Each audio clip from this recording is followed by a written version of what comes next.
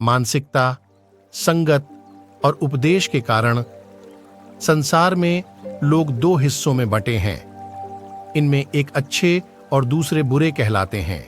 लेकिन प्रश्न यह है कि कैसे और क्यों व्यक्ति अच्छा और बुरा बन जाता है। अच्छा और बुरा व्यक्ति की प्रवृत्ति है, लेकिन सवाल यह है कि क्यों और कैसे कोई व्यक्ति अच्छा या फिर बुरा बन जाता है।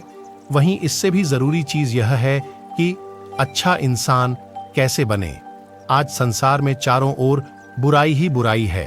दंगे फसाद, लड़ाई झगड़े, हत्या और आपराधिक कामों से जुड़ी खबरों की कोई कमी नहीं है। इसका कारण है इंसान का बुरा बनना। जब इंसान की प्रवृत्ति बुरी हो जाती है तो संसार भी बुराइयों से भर जाता है। गौतम बुद्ध की इस कहानी से जानेंगे क्यों कोई व्यक्ति बुरा बन जाता है और बुरे काम करने लगता है। साथ ही इस कहानी में जानेंगे कैसे बने अच्छा इंसान। एक गांव में एक शातिर चोर रहता था। पूरा गांव उस चोर के बारे में जानता था, लेकिन इसके बावजूद भी कोई उसे पकड़ नहीं पाया।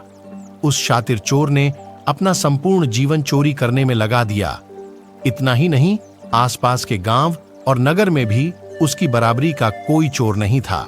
चोर का एक बेटा था जिसे वह अपनी तरह ही शातिर चोर बनाना चाहता था। इसलिए वह अपने बेटे से हमेशा कहता था कि कभी किसी साधु या सन्यासी के उपदेश को मत सुनना। यदि कोई कुछ कहे भी तो अपने कान बंद कर वहां से भाग जाना। बचपन से ही उसका बेटा अपने पिता से इन्हीं बातों को सुनता आ रहा था, जिस कारण ये बातें उसके मन में बैठ गई थीं। ऐसे में बड़े होकर बेटा भी अपने पिता की तरह शातिर चोर बन गया। एक दिन उसे बड़ा लालच आया और वह राजा के महल में चोरी करने के उद्देश्य से जाने लगा। तभी रास्ते में लोगों की भीड़ नजर आई। चोर ने देखा कि लोग एक सन्यासी के चरणों में गिरकर उनका आशीर्वाद ले रहे हैं। वो सन्यासी गौतम बुद्ध थे। चोर साधु सन्यासी से दूर रहता था, क्योंकि उसे अपने पिता से यही सीख मिली थी। लेकिन भगवान बुद्ध को देख वह उनकी ओर आकर्षित हो गया। इसका कारण यह है कि पहली बार उसे किसी तेजस्वी व्यक्ति के दर्शन हुए थे। अचानक उसे पिता की बात याद आ जाती है कि साधु सन्यासियों से दूर रहना चाहिए।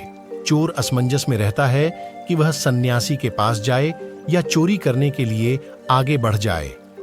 एकाएक उसके मन में यह प्रश्न आता है कि आखिर पिताजी क्यों साधु संतों से दूर रहने को कहते थे।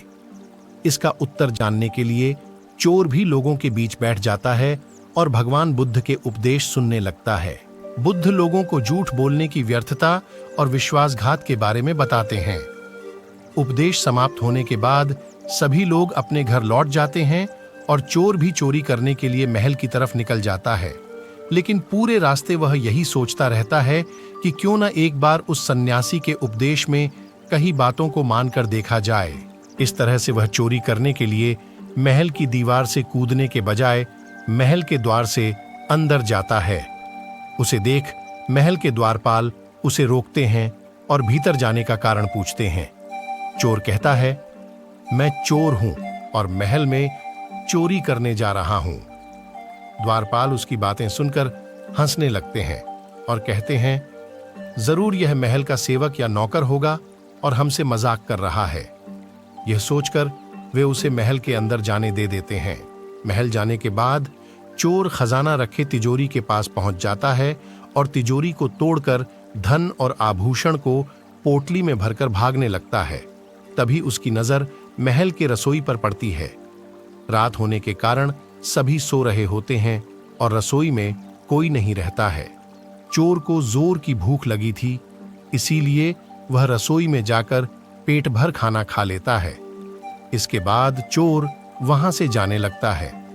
तभी उसे बुद्ध के उपदेश में सुनी दूसरी बात याद आती है कि जिसका नमक खाया है उसके साथ कभी भी विश्वासघात नहीं करना चाहिए। चोर सोचता है, मैंने इस महल का नमक खाया है, ऐसे में इनका धन चोरी कर मैं इनके साथ विश्वासघात करूंगा।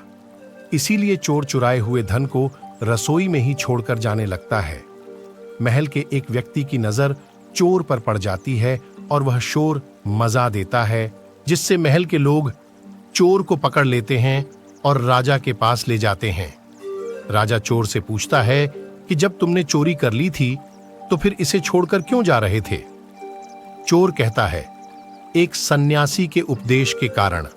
चोर की बात से राजा प्रभावित होते हैं और उससे कहते हैं, अगर तुमने ऐसे उपदेश बचपन से ही सुने होते तो तुम कभी चोर बनते ही नहीं। इतना कहकर राजा ने उसे कोई सजा नहीं और छोड़ दिया। लेकिन राजा ने उससे कहा कि एक बात याद रखना, सही संगत और सही उपदेश से ही व्यक्ति अच्छा इंसान बनता है। बचपन से ही गलत संगत और गलत उपदेश मिलने के कारण वह बुरा व्यक्ति बन जाता है। संगत और उपदेश व्यक्ति का जीवन बदल देते हैं।